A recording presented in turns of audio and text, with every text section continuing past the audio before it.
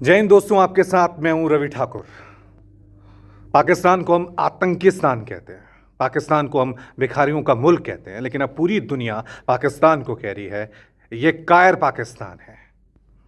क्योंकि कोई सोच भी नहीं सकता कि कोई मुल्क इतना गिर भी सकता है, इतना गिर सकता है कि छोटे से पटाखे के शो में जीतने के लिए अपने देश की नागरिकों की जान खतरे में डाल दें, भारत पे अटैक करने के लिए अपने देश के नागरिकों को ढाल बनाए। पाकिस्तान ने यह किया है दोस्तों। गुरुवार की रात जब आप देख रहे थे पाकिस्तान के वो सस्ते और फुस ड्रोन और मिसाइलें भारत में आ रही थी, जिसे भारतीय सेना ने पूरी तरह से नाकाम कर दिया, उस वक्त पाकिस्तान कायरता का एक ऐसा खेल खेल रहा था जिसका खुलासा, पर्दाफाश आज इंडियन आर्मी ने प्रेस कॉन्फ्रेंस के दौरान किया। सोचिए, किसी भी देश की सेना का पहला फर्ज क्या होता है? पहला फर्ज होता है देश की रक्षा करना, देश के नागरिकों की, उनकी जिंदगी की रखवाली करना।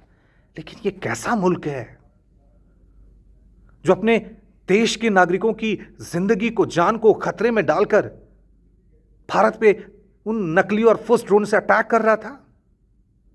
जी हां दोस्तों, जब गुरुवार को भारत पर पाकिस्तान की तरफ से ड्रोन अटैक किए जा रहे थे, उस वक्त पाकिस्तान में एयर स्पेस बंद नहीं हुआ था।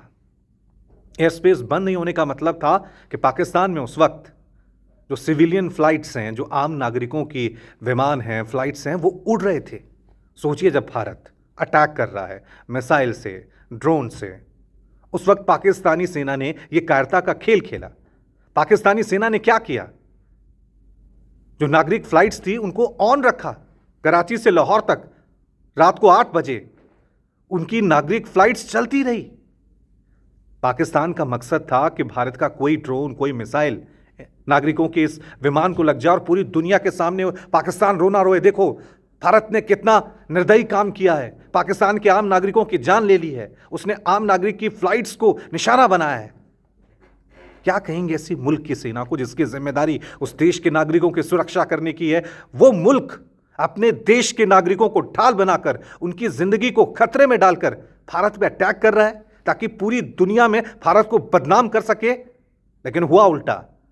पाकिस्तान का यह कायरता वाला चेहरा पूरी दुनिया के सामने आ गया। आज इंडियन आर्मी ने सबूत के साथ दिखाया किस शहर से किस शहर तक फ्लाइट जा रही थी, लाहौर से कराची। वक्त क्या था उस वक्त, भारत और पाकिस्तान के बीच हालात क्या थे, यह भी बताया। यह मुल्क इतना गिर गया है कट्टरता के नाम पे, आतंक के नाम पे, कोई सोच भी नहीं सकता। आप सोचिए, एक तरफ इंडियन एयरफोर्स जिसने साफ किया कि हमने जितने भी अटैक किए नागरिकों पे नहीं किए, हमने सैन्य ठिकानों पे नहीं किए, हमने सिर्फ आतंकियों पे किए, आतंकियों के ठिकाने पे किए, हमने पाकिस्तान के किसी नागरिक को कोई नुकसान नहीं पहुंचाया। आज खुद कहा इंडियन आर्मी ने कि इंडियन एयरफोर्स ने, जब वो आम नागरिकों की फ्लाइट्स पाकिस्तान में उड़ रही थी, हमने संयम दिखाया कि किसी भी पाकिस्तानी नागरिक को कोई नुकसान ना पहुंचे। लेकिन पाकिस्तान देखिए, अटैक पे अटैक किया जा रहा है, उन पाकिस्तान के आम नागरिकों को ढाल बनाकर। पाकिस्तान के अवाम को भी अब समझना होगा कि यह मुल्क, यहां के सियासतदान, यहां के आर्मी चीफ आपको एक मोहरे की तरह, ढाल की तरह इस्तेमाल कर रहे हैं। पाकिस्तान भारत का पड़ोसी मुल्क है, लेकिन यह पड़ोसी मुल्क इस कदर नीचे गिर जाएगा किसी ने सोचा नहीं था। और पाकिस्तान की औकात क्या है, इन हमलों में पता लग गई है। फुस पटाखे, फुस मिसाइलें, उनसे अटैक किए जिससे कोई नुकसान नहीं होना है। और आई कहां से हैं? तुर्की से आई हैं ये सब मिसाइलें। दुनिया भर के मुल्क जहां पाकिस्तान की आलोचना कर रहे हैं, वहां एक तुर्की, वो भी कट्टरता के रोग से ग्रसित है, वो पाकिस्तान को ये हथियार दे रहा है। पर्दे के पीछे चीन भी दे रहा है। लेकिन ये कर किस लिए रहे हैं? इनको अपने नागरिकों की रक्षा करनी है कि उनकी जिंदगी को खतरे में डालना है? ऐसे वक्त में क्या होता है, भारत ने क्या किया?